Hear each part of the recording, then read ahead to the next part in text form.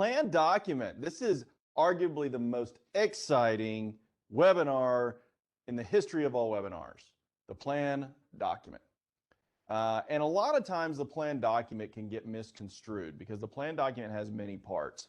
And so what we're going to do today is we're going to walk through kind of those different parts, what goes into setting up a plan document, the things that we focus on here at Ellerbrock when we're focusing on setting up a plan document, and why it's important that you focus on that.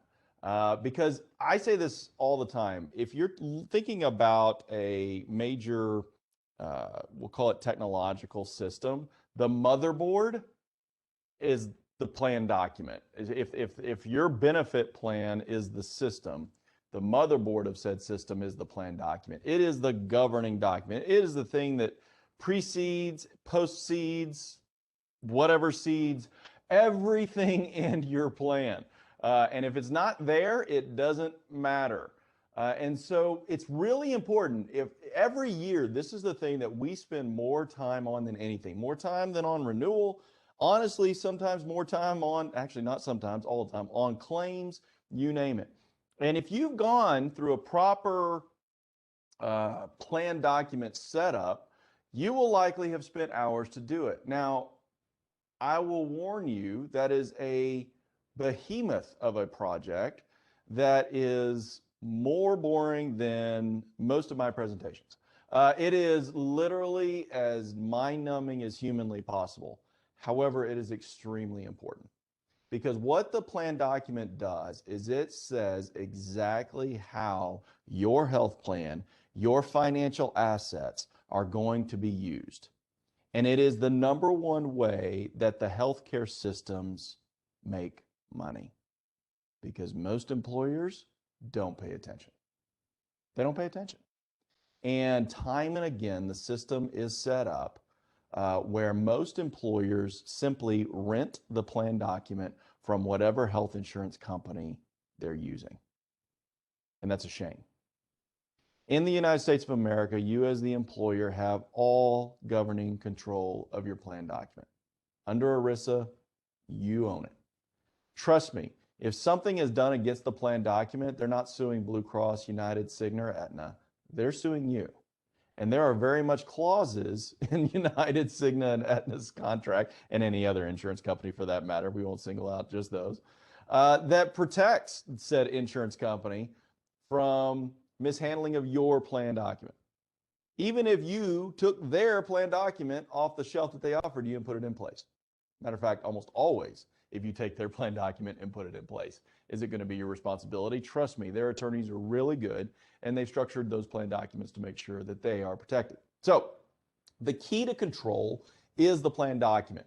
The key to control is owning your plan document. Now, if you are fully insured, you may not have a choice. So I am going to preface this conversation by saying that if you are fully insured, you may not have a choice. However, you have a secondary option to protect you. It may not protect you from your plan assets being utilized to pay claims, because if you're fully insured, you are forfeiting the claims rights to the fully insured carrier. However, the fully insured carrier will not, if you are fully insured, draft a plan document for you. They won't. They are quite literally going to leave that to your responsibility. And on average, 7 out of 10 fully insured employers do not have a plan document. Now, this is my one word of advice to you. Get one. Because if the DOL comes a-calling, ignorance of the law is not justification of the law. And the fine in the United States of America averages $125 per employee per day that you did not have a plan document in place, and they can go back as far as they want. There's no statute of limitations. Recently, I say recently, this was a couple of years ago, a small employer in Texas made the headlines because for their 30 employees, they were fined $90,000 by the Department of Labor for not having a plan document. When they claimed foul and said, well, but we're with Blue Cross Blue Shield, the Department of Labor agent said, yeah, Blue Cross doesn't provide you with a plan document. They provide you with what's called a benefit plan design document. That is not a plan document that governs your ERISA responsibilities. And as such, they slapped them with a fine of $90,000 and told them they would be back in 90 days to check again. Come to find out that it was a disgruntled employee that turned them into the Department of Labor, who, when talking with their employment attorney, they started going through the laundry list of things that they might be able to go after the employer for. That was an easy, low-hanging fruit document. So there, hopefully I've scared you enough because that's the intent. You need to be scared. By the way, if you're fully insured, because you don't have a lot of capabilities to do a lot of the inner workings, you can get a plan document drafted for somewhere around $1,500. So it's one of those things I would strongly encourage you to do. It is the best $1,500 investment you'll ever make. And because usually at renewal, you can update that for little to no money. But again, it is not always the plan document is not deductible coinsurance copay. Now, deductible coinsurance copay can be part of a plan document, but that is not the plan document. The summary plan description is really another name for the plan document, SPD. The summary plan description, however, is not the SBC. See, we like to acronym the heck out of things. Summary benefit, whatever, C stands for. I don't know. It's a number, it's a word, but it doesn't matter because it's really how the plan is set up. That's your deductible coinsurance and copay. And so hopefully now you've kind of got an idea of plan document. Now, here's why it's important if you're self-funded or fully insured to set up your plan document, but specifically if you're self-funded or in what I like to call level fleecing, also known as level funding, but we call it level fleecing because quite frankly, if you're level funded, you are being fleeced and you probably don't even know it. Because again, you're forfeiting controls and giving all the power to the insurance company that is level funding you. Nonetheless, you have control over your plan document. It's important that you own that and spend some time. I'm going to show something on my screen if I can get this to work. Now, we're not going to go through this, but I wanted to give you an idea of what we go through here at Ellerbrock whenever we're setting up a plan document. And mind you, this is something we do on an annual basis for our clients. Give me 1 second. Technology is not my friend. Hold on. Yep, we got you. All right, great. So again, you may not even be able to read this, and that's okay. Not necessarily the intent, but I can always zoom in if we need to because we're not going to go through this. But understand that this is a document that we go through every year with all of our clients. In addition, we have our legal team and our compliance team go through this plan document as well. We have what we call a flagship document. In other words, a governing document that we use as a starting plate template and then go through from there. And we do that for the intent of two things. One is we at Ellerbrock, when we're setting up a plan document doing this, we're also, if you're in one of our programs, platforms, we're going to assume fiduciary responsibility of your plan. So we want to make sure that it's set up right so that if you get sued, we're getting sued because we've assumed fiduciary responsibility. So we got to make sure it's right. The second thing, at least our law firm does, because they write off on this and then we get to let them assume that liability. The second piece of this, though, is, again, this is the document that sets all the rules, that sets all the standards and does it. So what we're going to do is we're going to walk through a few key things that are in here. We're going to walk through some strategies that are easy, low-hanging fruit things for you to do. But then I'm going to tell you some horror stories, and maybe we'll have some fun with that because now that they are in the rearview mirror, they're a little bit easier to laugh at, which you kind of have to do. But again, you can see a lot of these are tactical questions. Again, I don't know if you can read it because it's a lot of stuff. But a couple of key things I want to point out. First of all, if you are a self-funded or level-funded plan, you are not bound by any state law, i.e. Nebraska, Iowa, Texas, anywhere. You actually get to, as an ERISA-based plan, adopt a standard of state-based laws that you want built into your document. I know that sounds confusing, but under ERISA, in your plan document, you have full authority to say, we're going to adopt, let's say, South Carolina law or Utah law. Now, there's a reason I picked those two states, because they are the most favorable to the employer set of insurance laws in the union. More than Nebraska, more than Texas, more than any other state. South Carolina and Utah, Arizona as well. So when we're looking at their specific state laws, and our legal team is watching them constantly, we're looking at which states have the most favorable to the employer set of laws. In other words, we always want to protect the employer. That's our job. Make sure that they're protected from the insurance company and the healthcare system specifically. We're going to talk about that a little bit in the horror stories. But nonetheless, you're going to depict which state you're going to use. Trust me, if you're letting Blue Cross, United, Cigna, Aetna pick your plan document, guess which state they're picking? That's right. The one that best protects them.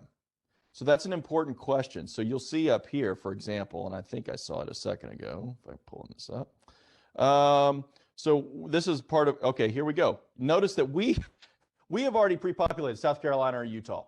We're going to go through that, and we're going to see what's going on before we set up a plan document. By the way, this is something that we go through with every client to make sure that we're setting it up. When was it the date? Who's accountable for it in our team? Did we review it with a client? All of that. Now, likely when we're done with this, we send it to the client pre-populated because you may not know, and that's okay. It's what you pay us for, or your broker for, or whomever's representing you for, is to know. But they need to be sharing this information with you and be willing to walk you through the reasons why they feel the way they feel.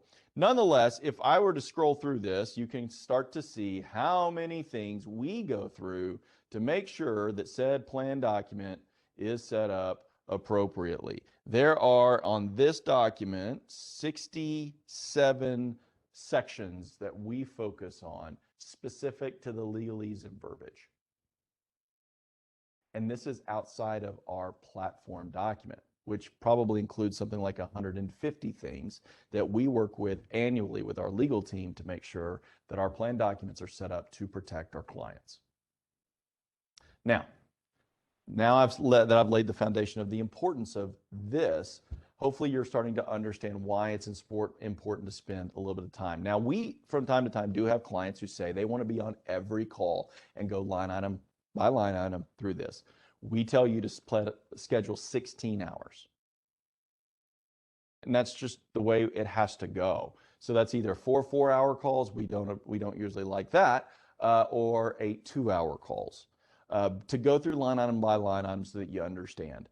Nonetheless, this is important, and you should understand, or at least you should have faith in those that are representing you that they understand.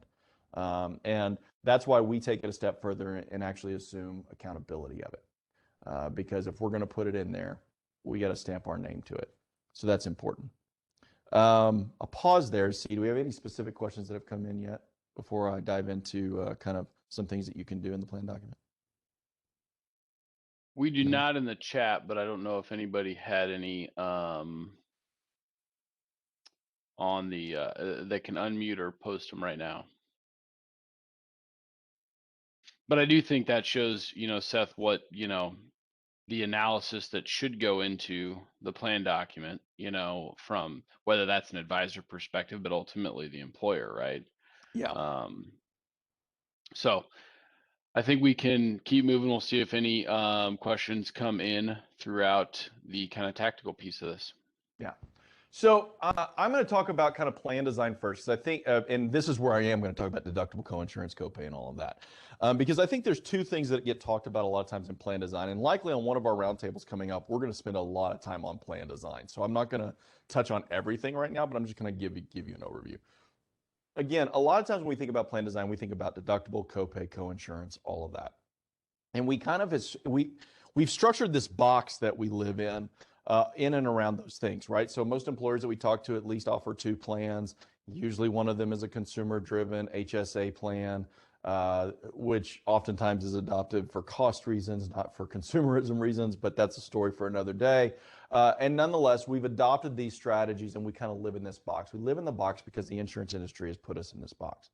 And we think about things. Now, if you've ever been on a call with any one of us, you've heard us say a number of times that 90% of all of your claims are generated by 10% of your population, right? And so if that's truly the case and 10% of your people are driving 90% of your cost and your cost is generating that which is your renewal, why in the world do we as an insurance industry feel justified in raising the deductible on 90% of the people that are never going to hit their deductible? Let that sink in for a second.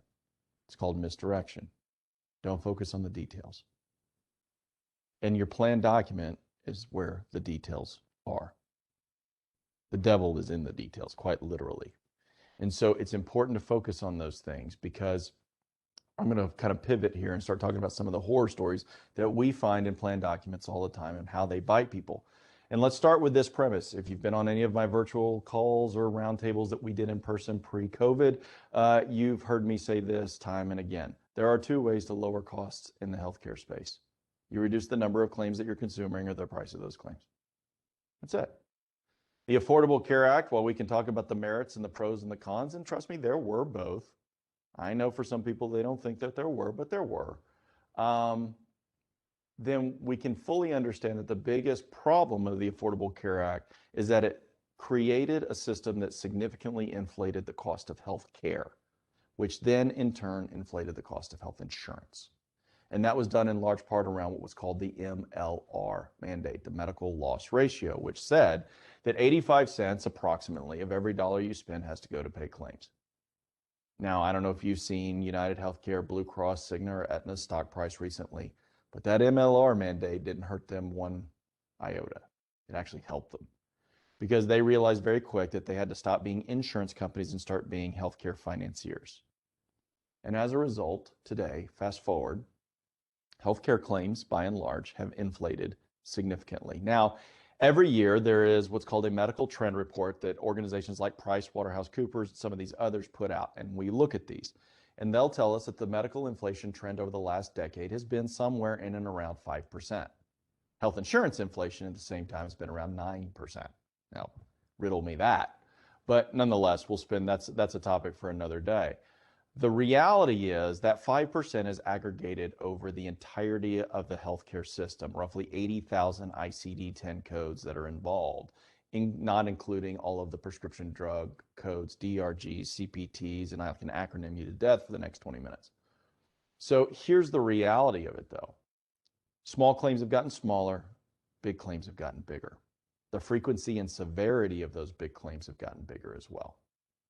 Pre the Affordable Care Act, a preemie baby on average in the United States was less than $150,000. Today it's north of $1 million. Pre the Affordable Care Act, most policies had anywhere between a $1 and $5 million lifetime max on them.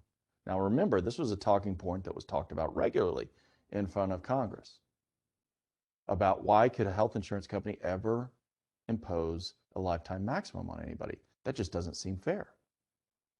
Now, I will tell you that I was in the industry for 10 years before the Affordable Care Act was passed. And in that 10 years, I dealt with a whopping 2 claims that exceeded $1 million, or claimants, I should say, that had exceeded $1 million in their lifetime maximum. Both filed life insurance claims. They died. Today, it's regular that we see a $4 million claim come across our desk at least once a month. Removing lifetime maximums and imposing an MLR on a percentage basis without a cap basis did one thing and one thing only. It provided a blank check to the healthcare system. If any of you have ever been sued on your property casualty policies, your auto policies, anything like that, what is the first thing an attorney representing the plaintiff is going to ask? What are the policy maximums? Those people are now working in the healthcare space. And that's exactly what they're doing.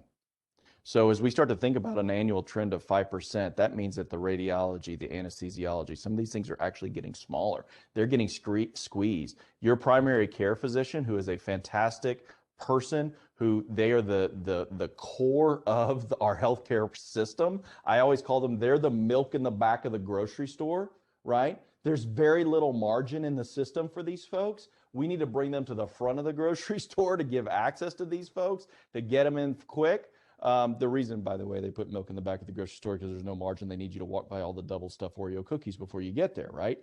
So here's the reality. That's the primary care folks in the healthcare system. We need to get them to the front. We need to not create a barrier of access, which is i.e. raising the deductible. We need to provide free access as much as we can. Doing that reduces long-term healthcare spend. But the reality is it doesn't help the healthcare system, which in turn helps the health insurance system, the finance company. They need claims to go up, and they do. So what's happened is preemie babies have gone up. End-stage renal disease has gone up. Specialty drugs have gone up. I can go down the list of the things that have gone up. So we're quite frankly squeezing the balloon. We're shifting the cost to the big things. So 10 years ago, we used to say the 80-20 rule would apply. 20% of your population is generating 80% of your claims. Today, that's 90-10. we're within years, not decades, just a few years of that being 95.5, because those bigger claims continue to get bigger and bigger and bigger. And the one protection you have from that, if you are an employer, is your plan document. I know that was a long way around the barn, but I got there eventually. Your plan document is essential to protecting you.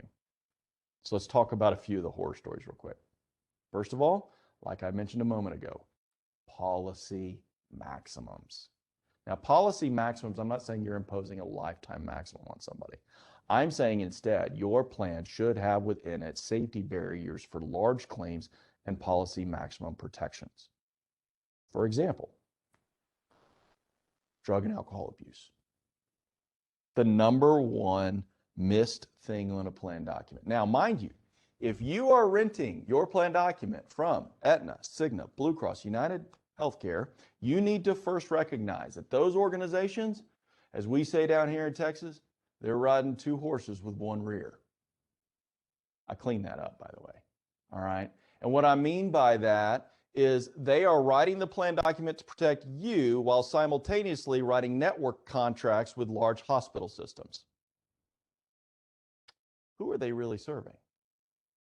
Most plan documents that we take a look at, that we review, things like medical or drug and alcohol abuse, have verbiage in there that says that the plan agrees to pay the contracted rate per the network arrangement.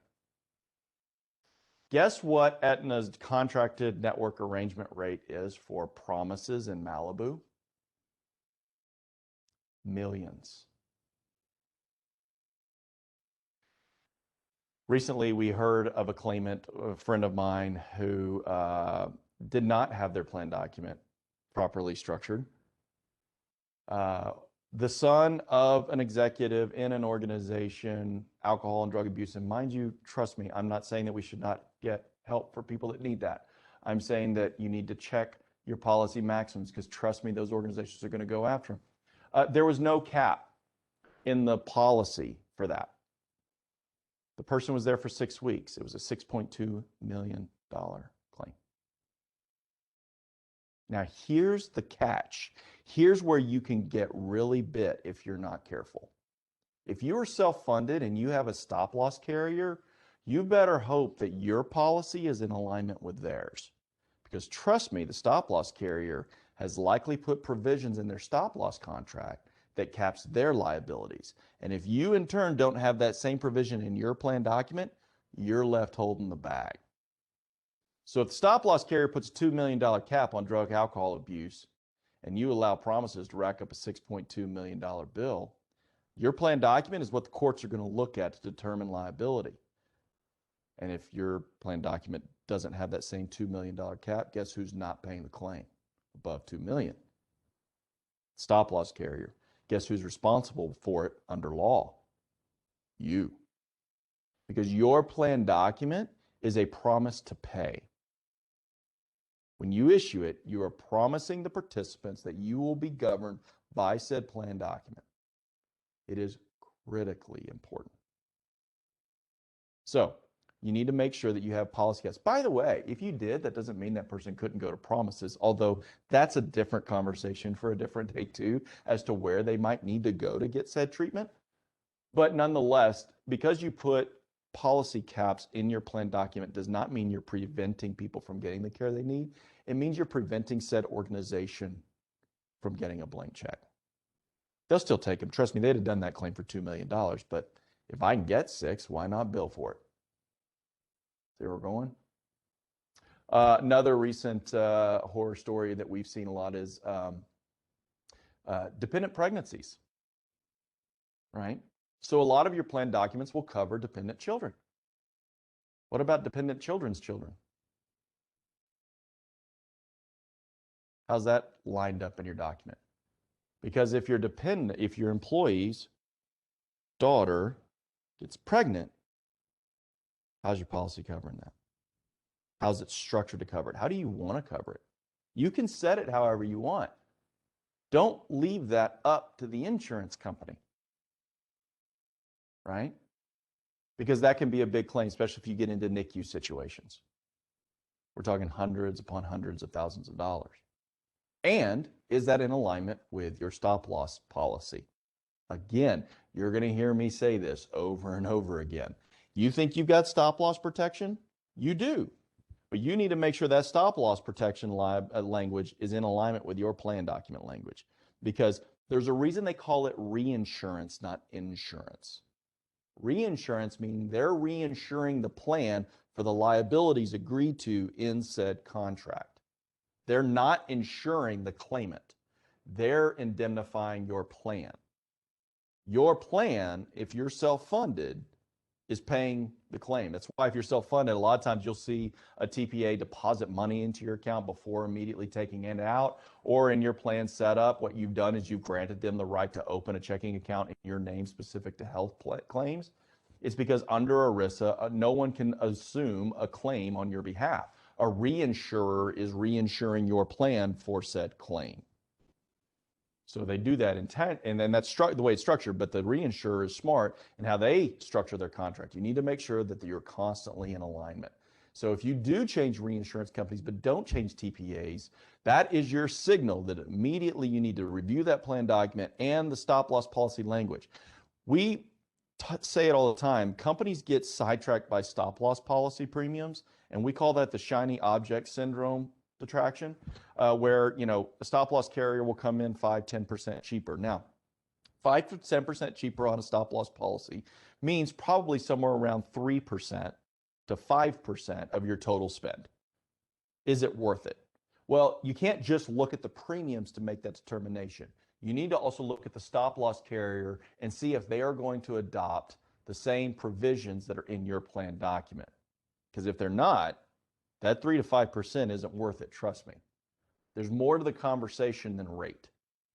You need to make sure you're looking at that. Let's see, a couple others real quick. This is a new one that's coming up as of late, domestic partnerships. So before recent decisions made by the Supreme Court, domestic partnerships were put into a lot of policies. Fully insured carriers, by and large, throughout the United States, were making this decision for you and not giving you options based on state mandates. But nonetheless, a lot of employers put domestic partnership language in their plan. Now, if you still have that in your plan document, you're pretty much opening yourself for a bunch of people to be able to jump on your plan that maybe shouldn't be. And again, this isn't a same-sex or non-same-sex. Domestic partnership does not have same-sex or opposite-sex definition in it. Domestic partnership is just what it sounds like. It's domestic partnership. What are the caveats? How do you have to prove it? For by and large, in what I called our flagship document, once the Supreme Court validated same-sex marriage, we went across our entire portfolio with our client's permission and said, we're eliminating domestic partnership language. Because what you do if you still have that is now you have certain things around tax law, right? Because domestic partners do not receive tax benefit under the plan. Therefore, any benefits received by said domestic partner are imputed income to the member and have to be reported under Section 79, Table 1 of IRS Code Section 79. I'm super fun at parties, I know. But nonetheless, these are the things that you need to pay attention to because your plan document is going to determine these things. That's not a fun discussion to have with that employee when they get a bill or you get a visit saying, hey, we've got some imputed income issues, right?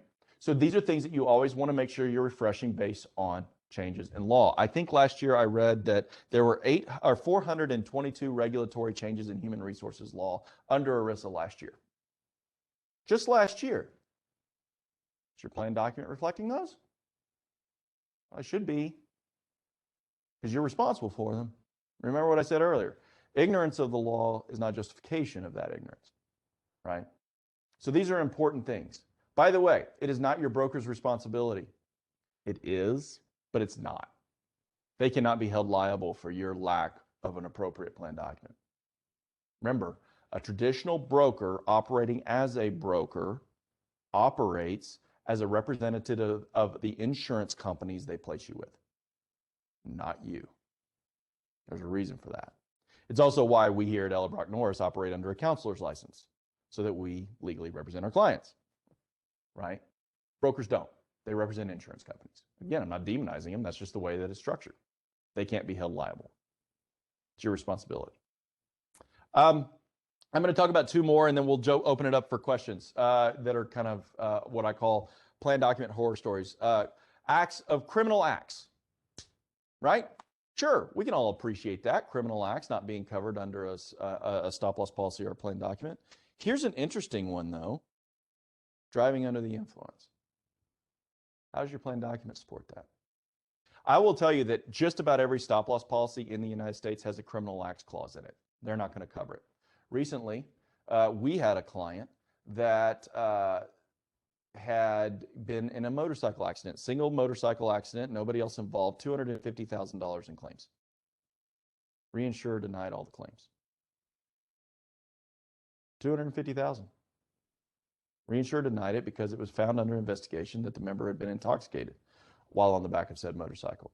Now, hospital system immediately went after the plan for it, said, I don't care. The plan operated with Cigna as its network, and Cigna's plan document does not cover it or specifically outline it. Therefore, we, the hospital, are billing the employer $250,000. Now, fortunately for that employer, we paid attention, and we put a clause in the plan document that said that it followed the same clause as the stop-loss carrier, and it superseded Cigna's network contract language. So when we presented that to the hospital, who was unwilling to negotiate on the charges, all of a sudden they were very much willing to negotiate on the charges. And we settled the $250,000 bill for $3,500. Shocking, right? The plan document is what gave us the ability to accomplish that. Because trust me, if that wasn't in the plan document, that employer would have been writing a $250,000 check. They'd have had to. So this is report. There's also things that you need to check for in your plan document, things like prudent person language. Prudent person language is something that an attorney, really a smart attorney, started putting in stop-loss policy contracts early on and reinsurance contracts to protect the reinsurer. If there are prudent person language, that means a person under normal situation. Can anybody describe to me what normal is in today's world? Because I sure as heck can't figure it out. Ambiguity is your enemy. You need specifics. You need facts. You need it lined up, and you need it lined up in the way that you want it. Now, mind you, and this is the beauty of ERISA, you control your plan document. You can amend your plan document. You can structure your plan document in a way to protect yourself, right? And trust me, even if your plan document says that you're not responsible to pay, doesn't mean that you have to leave your employees out to dry. It gives you the legal structure to make sure that you don't get fleeced by the healthcare system. Because if it's not in there, they are going to take you to the trenches. If it's in there, you hold the negotiating power, because they're not going to go try to squeeze blood out of the turnip that is your employee. They're coming after you. So you got to protect yourself. You can always do something on the back end. Two more things. I know I said I wasn't, but I think these are important, so I'm going to mention them. Suicide clauses. Suicide clauses, again, in stop-loss policy contracts, even in fully insured contracts, are regularly not covered. Now, here's the caveat of that. What happens if the member attempts suicide but is not successful? That needs to be lined out, because if they're not successful, that's a big, big claim. Even if they are successful in their attempts of suicide, that could be a big, big claim. Recently, we dealt with a claim. It was roughly $180,000 for a care flight and intensive care on a member who on the scene could have easily been pronounced dead. But before they did the official pronunciation, the hospital system and care flight organization made sure they racked up $180,000 in bills. Person still passed away, unfortunately. The plan was billed $180,000. Now, fortunately, they had the right language in it that they weren't held responsible. But then the spouse was. If we did not have that language, there would have been no negotiation. Fortunately, now we're not done with this negotiation, but we've gotten that $180,000 down to $30,000. Likely, we're going to get it the rest of the way there. But nonetheless, the plan would have been responsible for all of it. And then the final thing I'm going to mention on horror stories, because this is low-hanging fruit, leave of absence. You're the employer, right? If you have somebody that needs an approved leave of absence, or you feel like, hey, they're a good employee, they can't need to stay away from work, let's grant them that. Does your plan document outline that you have the right to do that? Because if you've rented that document from anybody, it doesn't, which means that you have to follow normal FMLA guidelines. And if you're not subject to FMLA, you have to follow whatever guidelines said insurance company has set forth. Here's the problem if you don't follow that appropriately. You say, hey, Joe, I get it. Take a few days. Boom, go home. Feel better. We're okay. Your plan document doesn't allow for that. While Joe is out on his said few days, Joe has a massive heart attack, generates $150,000 in claims. Reinsurers are now usually asking for payroll reports and understanding actively at work reports before they pay out those claims. They see that Joe wasn't actively at work during such time as he had that claim. And you say, well, that's okay. I gave Joe an extra few days off because he wasn't feeling well, or to handle some personal issues, or whatever. Reinsurer says, yeah, that's not outlined in your plan document. We're denying the claim. Your plan document's responsible for the claim. See where we're going there? That's probably that's the number one issue that we're seeing right now in the system is leave of absence language. That's an easy fix. Go into your plan document, put the verbiage in, employer reserves the right to provide leave of absence. The second piece to that puzzle and all the things I've talked about, once you have drafted your plan document, you need to make sure that that is submitted to your reinsurer and that reinsurer puts in the policy provision of the reinsurance policy that they are going to honor the plan document language. You do that, you're fine. Fair enough? All right, I've covered a lot. I know this has been happy-go-lucky. So I want to give you a heads up. This is not a real window into Dallas. And today it's kind of gloomy here in Dallas. But I knew I was going to be talking to you about some gloomy stuff, so we made the sun rise. And that's the beauty of technology. So nonetheless, we're going to open it up to questions. I saw people dropping off. I think this was too heavy for a Wednesday afternoon. But nonetheless, we're going to open it up to any questions. On our next one, we're going to dive deeper into plan design structure.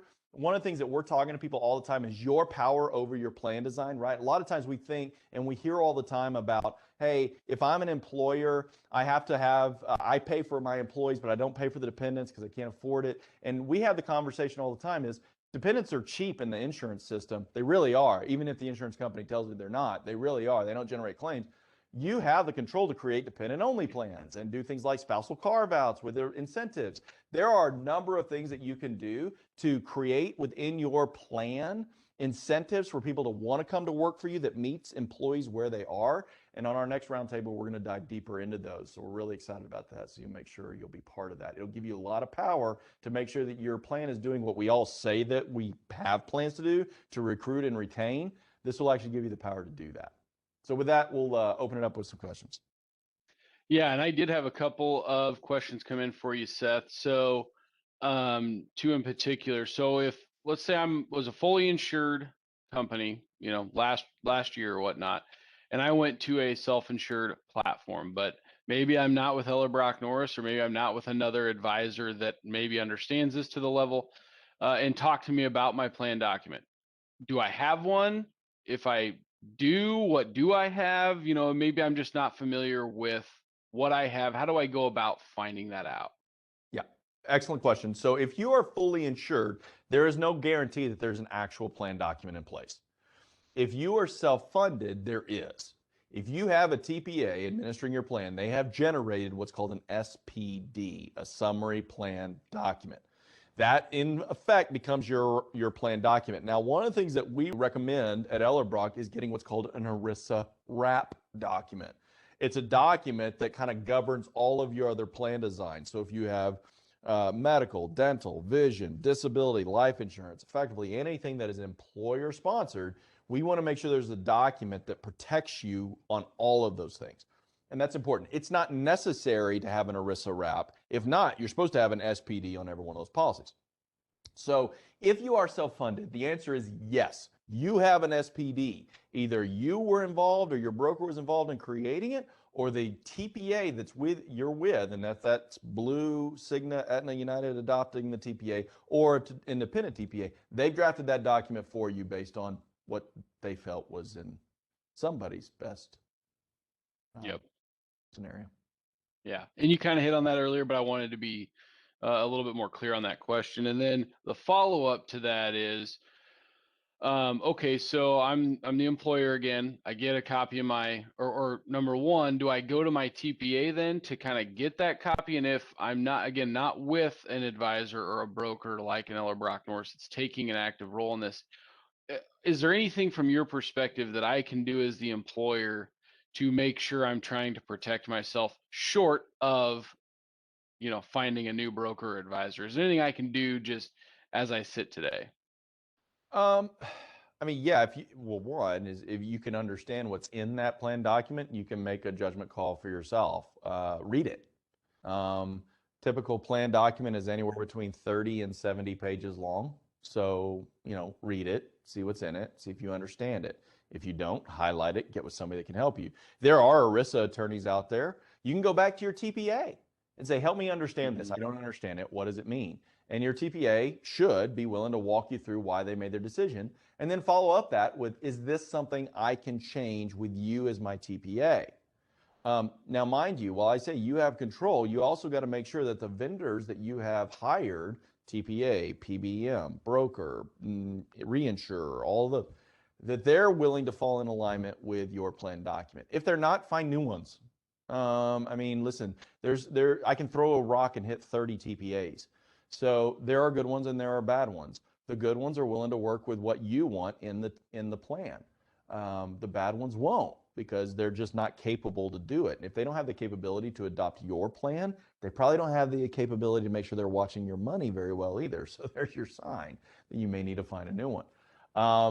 But yeah, I mean, that's your best bet is to read through it. Those things you don't understand or don't like that you do, get back with your TPA and say what can be changed and amended. Now, if you make a plan document change, this is important.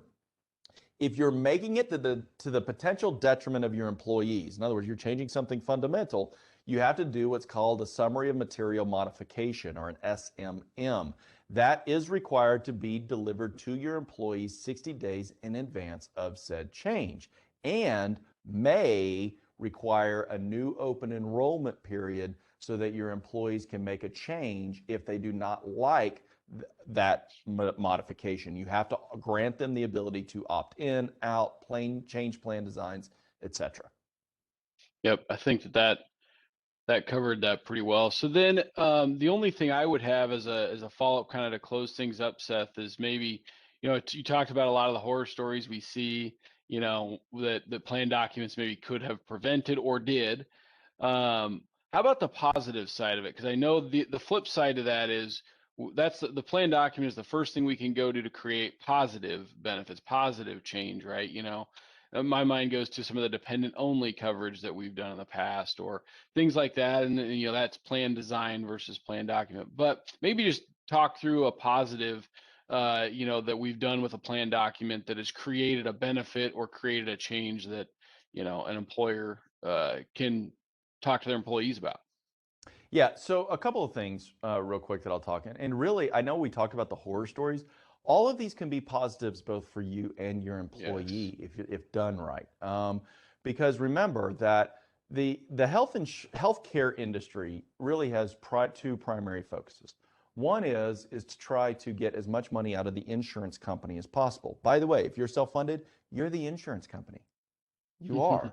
You may have a reinsurance company that's reinsuring you for claims, but you're the insurance company. Even if you're adopting an Aetna or a Blue Cross or a Cigna or United ID card, at the end of the day, under ERISA, you're the insurance company. So their primary focus is to get as much money as you can out of that. The default is to your employees. And mind you, if they're coming after you, they're going after your employee as well. The focus is to get money out of you, but they'll try to get as much money as your employees as they can. And if they can't, they'll sell off that debt to debt collectors. That's the whole focus here. So one of the things that writing your plan document can do that is positive is it protects both you and your employee because it gives you what's called release of liability capability.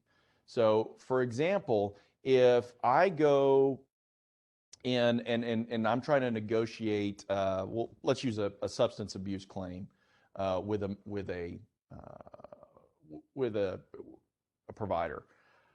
One of the things that we can do is say, listen, we know you're not going to get any money out of that employee. You're going to take them to court, or you're going to sell off the debt. You're going to get pennies on the dollar. The plan has protected itself, so you're not going to get any money out of the plan. But here's what we're willing to do to protect the employee and our plan. We'll settle the claim. We'll settle the claim for effectively what you would have paid the debt collector. Remember that big claim that I said we got down to $3,500? That's why, because we protected the plan document. And in so doing, it gave us the power to protect the employee, because one of the things that we always do when we're negotiating a claim is when we agree to pay any amount over and above what the plan document requires, they are having to release the employee and member from any and all liabilities in order to receive it. Trust me, they will. They know they're going to have a hard time getting that money. They just as soon get it from you, even if it's pennies on the dollar. So that's part one. The second part is, if you structure your plan document appropriately, it really gives you the power to build a plan around what your employees' needs are. I'll give you some insights into that and some things we're going to talk about on the next roundtable. But for example, one of the things that we're hearing from a lot of employers right now is their inability to afford coverage for dependent children, and that they're losing employees because maybe they pay 100% or 70% or 80% for the employee, but they don't pay very much for dependent children. Remember that in a plan document, there's two key things you've got to make sure you abide by: non-discrimination rules and the Affordable Care Act. You do those two things, you're pretty solid. So what does that mean? You have to offer a plan that meets minimum value and affordability and all of that under the ACA. The second piece, non-discrimination, is if you offer one to one, you offer all to all. So it's the Three Musketeers rule. That means that in your plan, as long as you can have an administrator, a TPA that's willing to do it, you can go in and say, hey, here's our employee-based plans. We're going to go create a dependent-only plan. A plan that only covers kids.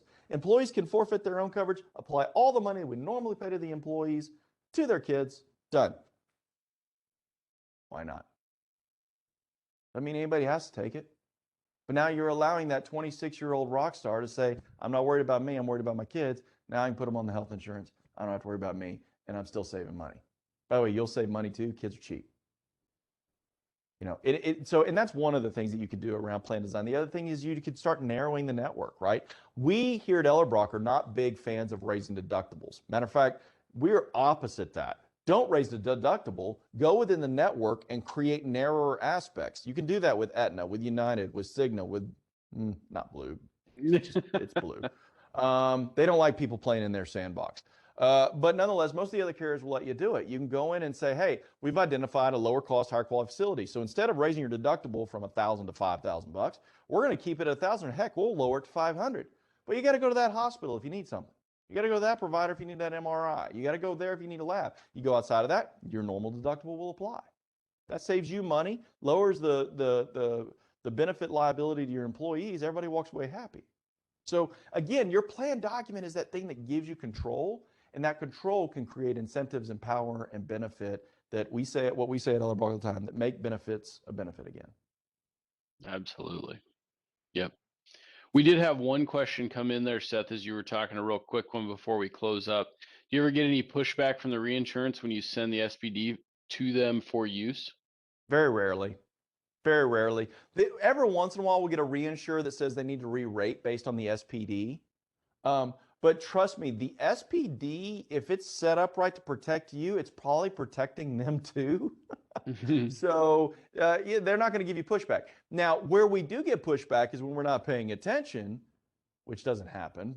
But when we've seen not paying attention, right, and we just send in a boilerplate Blue Cross SPD, we're going to get some pushback, or we're going to get a rate up, or we're going to get a lot of exclusions in the final quote. It is very important for you to pour over that final quote from the reinsurer to see what all the exclusions are. There's almost always some. Review them, make sure your plan document's protecting them. But usually that's usually what goes on. Awesome. Well, appreciate it, Seth. I think everybody got a lot of info out of that. We will, we had that recorded. We'll be getting information out on all the channels after this. Be following up with everybody on some of the recordings and stuff. Our next roundtable that Seth is mentioning is scheduled. It's on Thursday, May 6th at 10:30 again. So everybody will be getting that information out as well. be looking for that. We're going to kind of continue on this path where we keep some continuity between these roundtables to try to connect the dots for everybody on what you can do to control your healthcare cost and your program as a whole. So again, make benefits a benefit again, right, Seth? So That's right. It's the mantra. Thanks, everybody. We'll wrap up there and hope everybody has a great rest of the day. Thanks, y'all.